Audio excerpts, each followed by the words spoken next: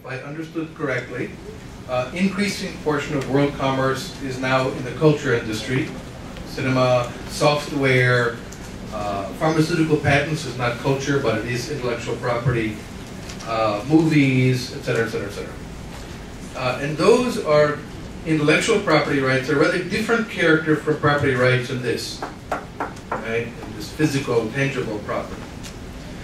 What we have seen, in my opinion, is a violation of principles of rule of law when they keep extending the life. This is wrong.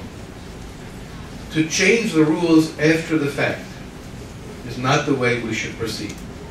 If the copyright period is for a certain period of time, that's what it is. You cannot change it, as we say, retroactively to affect the past. We call this, because everyone understood how it worked in the US, the Walt Disney Protection Act.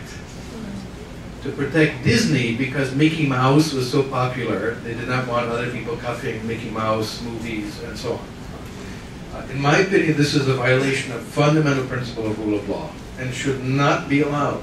They should resist this, and the courts should strike this down as what we call retroactive legislation, namely looking backward. So I think that's one point. To allow these things to enter public domain should be normal process. You don't get a life, of eternity of ownership over something. When intellectual property was innovated, it was very explicit for limited times, even in the United States Constitution, which is why this act is, in my opinion, unconstitutional. It says specifically for limited times. That does not mean you can add more time every year in the legislature. The idea was to give enough incentive to encourage people to innovate more, but not to give them a lifetime or an eternity of ownership. Now there's a deeper question. Can we have cultural innovation without intellectual property? I think the empirical evidence is yes. That in fact, the intellectual property rights are not a very important incentive to innovation. They're quite insignificant.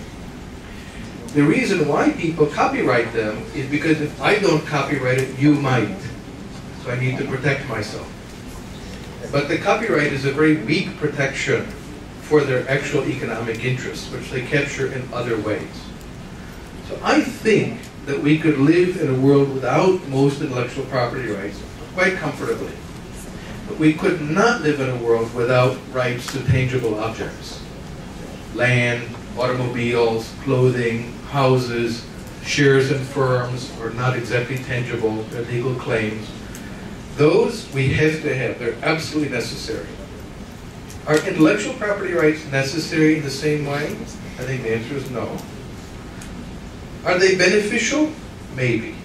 But it's an open question, in my opinion, whether they're beneficial. Most of the empirical evidence from the economics of industrial organization about patents, which governs new inventions and new processes, suggests they are not important for innovation, with one exception, only one. I mention this for honesty of the empirical research.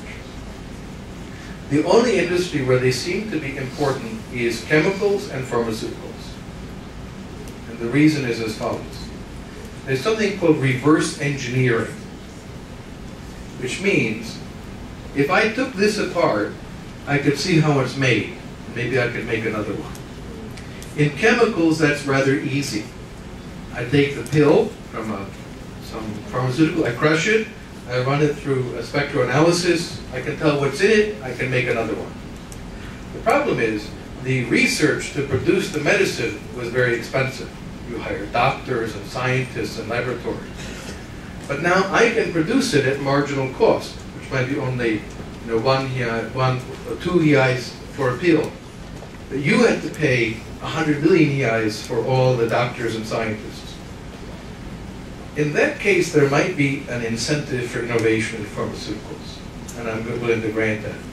But there's no evidence in most other fields that these provide actual incentives, in addition to normal property rights. It's become very controversial internationally because Hollywood and the Silicon Valley, cultural and the software industries, are very sensitive about their intellectual property rights in foreign countries, which have a lot of pirating, like China, for example. Not so much in Brazil, a little bit, but not like China or Pakistan or anything like that. There's a lot of it. They then use this as a tool to block trade with those countries. In my opinion, this is terrible. It's just terrible. I don't care if Chinese people watch Mickey Mouse movies. And I think the loss to Disney is insignificant. In fact, there's no real loss. They do this, though, as a wedge in trade negotiations. And I think it's largely harmful. So I think that the legal impact of Hollywood and Silicon Valley on the global trading laws is negative.